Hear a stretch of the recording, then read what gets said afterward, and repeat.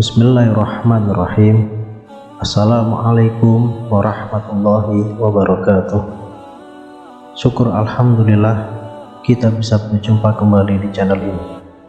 Sholawat dan salam semoga selalu tercurahkan kepada junjungan kita Nabi besar Muhammad Shallallahu Alaihi Wasallam. Allahumma sholli ala Sayyidina Muhammad wa ala ali Sayyidina Muhammad.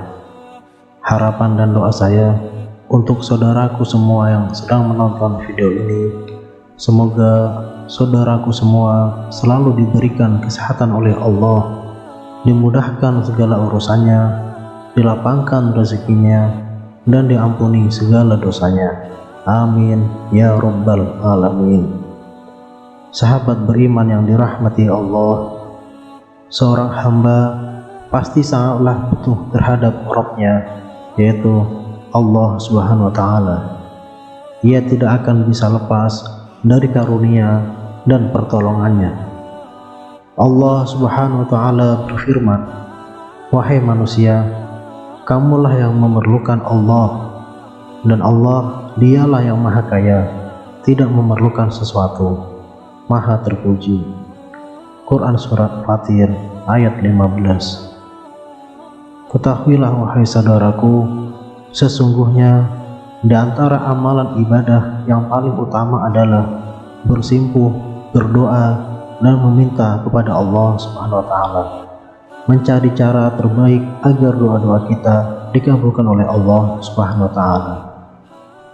Sahabat Tasyakur Dail yang dirahmati Allah, terdapat sebuah hadis dari Nabi Shallallahu Alaihi Wasallam yang menjelaskan mengenai 3 doa yang dikabulkan, 3 doa yang tidak diragukan lagi akan diterima oleh Allah Subhanahu wa Ta'ala. Nabi Shallallahu Alaihi Wasallam bersabda, ada 3 doa yang tidak diragukan kemustajabannya, yaitu doa orang yang dizalimi atau dianiaya, doa orang musafir, dan doa kedua orang tua kepada anaknya. Hadis riwayat Abu Dawud, Tirmizi, Ibnu Majah, dan Ahmad. Lihatlah bagaimana Nabi menyifati ketiga doa tersebut dengan tidak diragukan kemustajabannya, menandakan bahwa ketiga doa ini memiliki kedudukan yang sangat agung di sisi Allah Subhanahu wa Ta'ala. Lalu bagaimana bisa ketiga doa ini berhak dikabulkan oleh Allah Subhanahu wa Ta'ala? Maka mari kita mengenal lebih dekat mengenai 3 doa ini, mengenal juga para pemilik doa tersebut. Doa pertama yang Nabi sebutkan sebagai doa yang mustajab adalah doa orang yang terzalimi. Sungguh doa orang yang terzalimi tidak ada penghalang antaranya dan Allah Ta'ala suatu penghalang apapun. Kezaliman adalah dosa besar dan sumber keburukan. Betapa banyak orang yang zalim celaka karena doa-doa orang yang mereka zalimi terangkat ke atas langit dan dikabulkan oleh Allah Ta'ala. Abu Mas'ud Al-Ansari radhiyallahu anhu suatu hari mengisahkan, aku pernah memukul seorang budak milikku, lalu aku mendengar suara seseorang menyeru dari belakang, ketahuilah wahai Abu Mas'ud, sesungguhnya Allah lebih berkuasa atas dirimu daripada kuasamu atas dia. Setelah aku menoleh, ternyata itu adalah Rasulullah Shallallahu Alaihi Wasallam. Maka aku pun berkata, wahai Rasulullah, dia sekarang aku bebaskan karena Allah. Beliau bersabda, seandainya kamu tidak membebaskannya, maka kamu akan dilahap oleh api neraka. Hadis riwayat Muslim. Di hadis yang lain yang diriwayatkan oleh Imam Bukhari, Nabi Shallallahu Alaihi Wasallam bersabda, sesungguhnya Allah memberi kelonggaran waktu untuk orang yang zalim sampai waktu di mana Allah menghukum orang yang zalim dan tidak melepaskannya. Hadis riwayat Bukhari. Kemudian Nabi membacakan firman Allah Ta'ala yang artinya, demikianlah hukuman Tuhanmu jika mengazab penduduk suatu kampung yang zalim. Sungguh siksaannya itu sangat menyakitkan. Quran Surat Hud ayat 102. Lihatlah bagaimana Allah Ta'ala menjamin dukungan dan pertolongannya kepada orang-orang yang terzalimi dan tertindas, meskipun hal tersebut membutuhkan waktu yang lama. Nabi SAW bersabda, doanya orang yang dizalimi diangkat di atas awan, dibukakan pintu-pintu langit.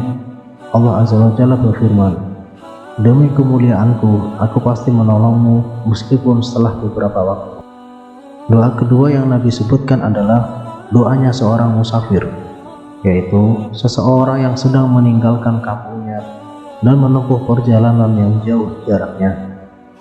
Seorang musafir termasuk dari orang-orang yang sangat membutuhkan, sedangkan seorang hamba apabila sangat membutuhkan sesuatu kemudian berdoa meminta kepada Allah Ta'ala kebutuhannya tersebut, maka insya Allah akan dikabulkan, karena Allah Ta'ala lebih mengabulkan doanya mereka yang sedang dalam keadaan terdesak dan membutuhkan melebihi pengabulannya kepada selain keduanya. Seorang muslim hendaknya memanfaatkan momentum safar sebagai waktu untuk banyak berdoa, terlebih lagi bila safar yang dilakukannya tersebut bertujuan untuk melakukan ketaatan seperti untuk umroh maupun berhaji. Semakin jauh jarak yang ditempuh dan semakin besar rindu kampung halaman yang dipikul hatinya, maka peluang terkabulnya doa tersebut semakin besar. Berdasarkan hadis Abu Hurairah radhiyallahu anhu bahwasanya Nabi SAW mengisahkan, kemudian beliau SAW menyebutkan, seseorang yang melakukan perjalanan panjang dalam keadaan dirinya kusut dan kotor, dia menengadahkan kedua tangannya ke langit seraya berdoa, wahai Rabbku, wahai Rabbku, namun makanannya haram, minumannya haram, dan pakaiannya haram. Ia kenyang dengan sesuatu yang haram. Lalu bagaimana mungkin doanya akan dikabulkan? Hadis riwayat Muslim. Hadis ini mengisyaratkan bahwa orang yang sedang dalam perjalanan panjang adalah salah satu kondisi yang berpeluang besar dikabulkan doanya. Hanya saja doa orang ini tidak Allah terima dan tidak Allah kabulkan karena ia makan, minum, dan mengenakan pakaian dari sesuatu yang haram. Kemudian doa terakhir yang Nabi sebutkan sebagai doa yang mustajab adalah doa orang tua. Doa mereka adalah doa yang mudah sekali Allah kabulkan, baik itu doa kebaikan maupun doa keburukan. Sungguh ini merupakan pengingat akan pentingnya berbakti kepada keduanya dan menjauhi durhaka kepada mereka.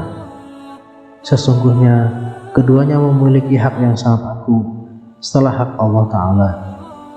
Allah Subhanahu wa Ta'ala berfirman, dan sembahlah Allah dan janganlah kamu mempersekutukannya dengan sesuatu apapun, dan berbuat baiklah kepada kedua orang tua, karib kerabat, anak-anak yatim, orang-orang miskin, tetangga dekat dan tetangga jauh, teman sejawat, ibnu sabil, dan hamba sahaya yang kamu miliki. Sungguh Allah tidak menyukai orang yang sombong dan membanggakan diri. Quran Surat An-Nisa ayat ke-36. Nabi SAW bersabda, ridho Allah terdapat pada ridho seorang ayah atau orang tua, dan murka Allah juga terdapat pada murkanya seorang ayah atau orang tua. Hadis riwayat Tirmizi dan Al-Hakim dan Ibnu Hibban. Betapa banyak anak-anak yang hidup dalam kesengsaraan dan kesusahan karena doa keburukan orang tuanya kepada mereka. Betapa banyak dari mereka yang menjadi miskin dan bangkrut setelah sebelumnya kaya raya hanya karena doa buruk orang tuanya kepada mereka. Betapa banyak juga anak-anak yang kehidupannya berbalik 180 derajat dari kemiskinan, dari kesengsaraan, berubah menjadi kehidupan yang penuh dengan kekayaan dan kemuliaan. Semua itu karena doa orang tua mereka, doa yang mungkin saja mereka lupakan. Akan tetapi Allah yang Maha Esa lagi Maha Mendengar tidak melupakannya. Oleh karena itu, beruntunglah mereka yang ketika orang tuanya meninggal dunia telah mendapatkan keridhaan keduanya.